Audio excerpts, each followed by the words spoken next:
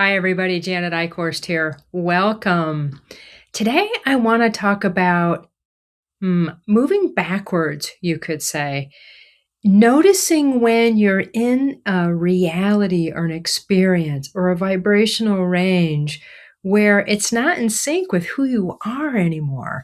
This is really important because, as we've talked about often, we are in an accelerated movement stage where sometimes we go in quantum jumps, big leaps.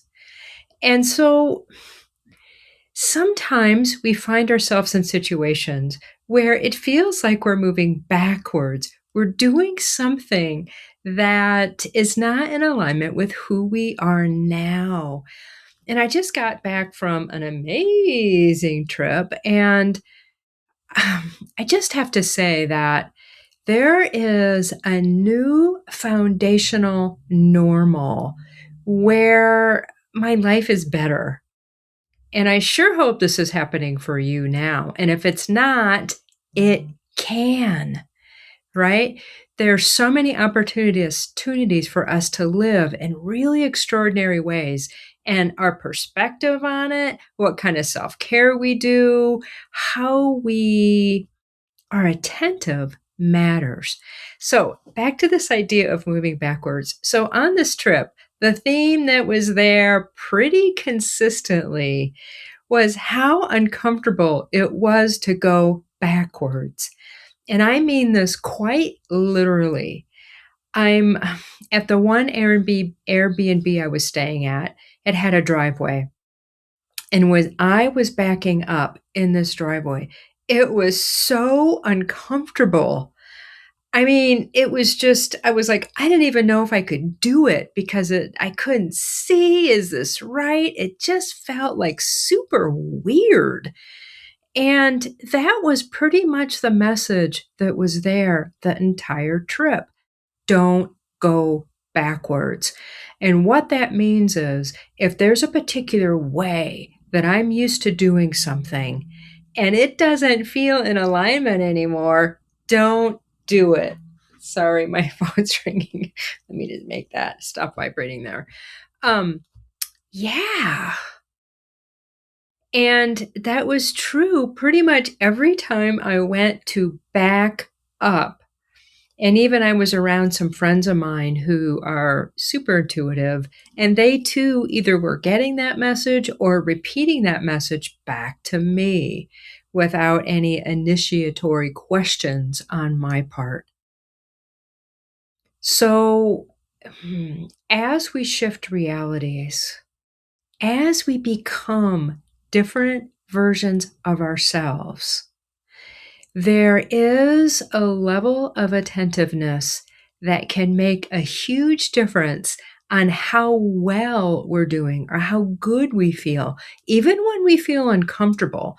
It's kind of that expression I've used before about being on that spiritual beam. When I'm on that spiritual beam, even if there's things happening that I don't like so well, that are uncomfortable, foundationally, I'm good. And that's how I want to live my life always. I committed to sort of, you could call it my spiritual journey, my evolutionary path, my growth cycle, whatever word you want to use. I committed to that a long time ago, over 3 decades. And I'm still very committed to that today. Another example, those of you that may know me well or have heard me talk about my vehicle, when I ended, my partner and I ended a long term 32-year relationship about 5 years ago, plus or minus. I ended up what I called my divorce vehicle, my freedom vehicle. And this is no judgment on my ex at all. It's just about where I was in my own life stream, in my own life. And so I bought this Toyota Highlander, and I had intentions of camping in it, which I have. I love it. It's a hybrid, which really fits me. It gets really great gas mileage. It's all-wheel drive, and it's a great vehicle. So I've loved this vehicle. It fit me to the T. And I've gone through the process of naming it. It was Crystal with a C, and then one day it turned into Crystal with a K, and it's been just phenomenal. Well, I've noticed recently that something's different with this car, and I was like, huh, this is weird. And what I think is happening is that this car is no longer in alignment with how I'm living my life and what's fitting for me and my beautiful beloved dog Gracie. And so it took me a bit, right? And this is what I'm talking about, inviting you to pay more attention in your life to things that just aren't in alignment. You don't need to do things that you don't need anymore. Perhaps where you're living is no longer in alignment. Perhaps your vehicle, the vehicle you're driving, is not for you anymore. And it was interesting. One of my travel companions, too, was having an experience with her vehicle where it wasn't in alignment anymore with her. And she was frustrated with it for various reasons on our trip. And I thought, wow, I guess I'm not the only one that's having this situation with a vehicle right now where I don't know if she needs to make a change, but I feel like I do. So these are just a couple of examples of, backing up, the vehicle not fitting. It's interesting because in my apartment complex, I recommitted, I signed another lease for another term here, and I really thought I was going to move. And in this case, what I've discovered is it's not the location, the physical location of where I'm living, it's how I live in this space that needs to shift. And this is true with all the circumstances of your life. Perhaps you're in a job and it doesn't feel right.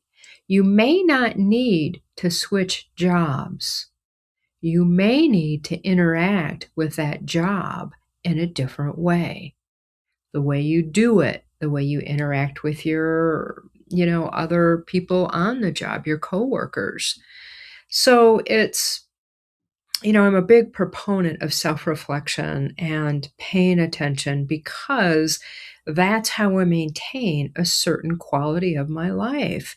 And foundationally, it's so much better than it was. And I know I talked about that in the last podcast. Like, don't miss it. Don't miss all these beautiful synchronicities that are happening in your life. And this may be true even if you're going through a difficult situation. The synchronicities, the support, what I am able to receive, how I am able to be supported by my environment, how I can be detached enough that I can shift directions, change the situation in whatever way is more appropriate with who I am now. And that now, again, can change very, very, very quickly. I want to make a differentiation here between what's actually moving backwards or moving in a reality or a vibrational range that's no longer fitting versus revisiting experiences from my past. Let's all take a breath here. This is really big because we have been conditioned, right? We have programming, we have traumas. A lot of us do, most of us do, right? And we get to move, heal, become whole, access more of who our true self is versus the trauma or the wounded one or the conditioned one. And so as we move through our life, we get to revisit often these patterns so that we can become aware again of what's no longer fitting, how we've been operating, what pattern is in play, and make different choices in the moment. Sometimes they're micro choices and sometimes they're major choices. You might be able to hear my dog drinking water in the background. If you do, that's what that noise is. So that's different than moving in the tracks or the patterns or operating in a way that's no longer in alignment. Revisiting whatever has been present, becoming more conscious of it, is part of what you could say our healing, our growth, our completion process. The completion process. When we complete patterns, conditioning that's no longer in alignment, we get to have an experience of ourselves that's more authentic and more sovereign. On this trip, too, I had just so many beautiful experiences of interacting with other people. And there were two people I hung out with, and my pup came with me, which was really great. She did amazing. I know in the last podcast, I was like, well, I don't know how she's going to do. I hope she does amazing. And she really did. She was just stellar. She was really great. So anyway, I was hanging out with people, and the one person I'd never traveled with before, and I hadn't even spent a lot of time with before. And in that situation, there's so many moments where I could backtrack, operate out of a different operating system that's no longer who I am. Sometimes in relationships, I was like, well, I want to be respectful of other people. I want to maintain my own level of sovereignty, agency, do what's appropriate for me in the moment, and still not compromise, but work with somebody to see whether our plans are in alignment. And sometimes they're not. I remember a long time ago with my ex, we took this trip to Italy, and we wanted to do different things. And in the beginning, we were just kind of like, in conflict around it, because I wanted to go here and she wanted to go here, and it wasn't working out. And we were, jet lagged and sleep deprived. And so we finally discovered that we needed to split up, right? Because this was our vacation together, and it was also our individual time to experience Italy. And so that's what we did. We just made some arrangements about, what time we were going to meet back to here, this particular place. And then we went on our own way. And then when we came back together, and I tell you, excuse me, that really changed the whole quality of that trip. Because if I did not honor those inner stirrings of what was important to me on that trip, I would not have enjoyed it, and it would have been an awful stress on our relationship. And so I had that same experience to a certain degree in terms of, traveling with somebody that I hadn't traveled with before and working out, any situations that came up. Do you want to go here? Me being clear about whether I wanted to go here, what was fitting and what was not.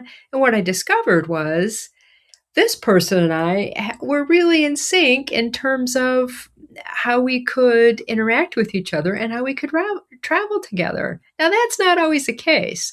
And sometimes we have to get creative in how we work out arrangements with people, whether it's a living situation, whether you're traveling, whether it's a coworker, whether it's somebody in your apartment complex, where people make different noises at different times, and it might not be in alignment with my own particular sleep schedule, and I may need to say something and ask.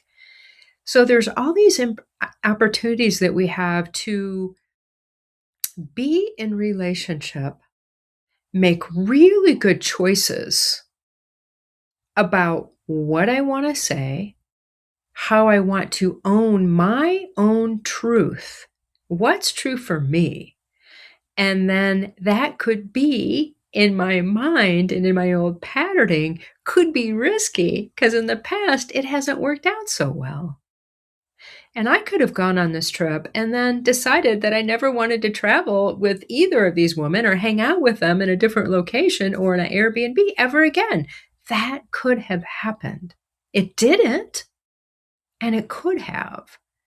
And that's the kind of risk that I get to take in every day, really. And as I said in the last podcast, those risks and those scary moments, they're worth it when they're aligned with my soul.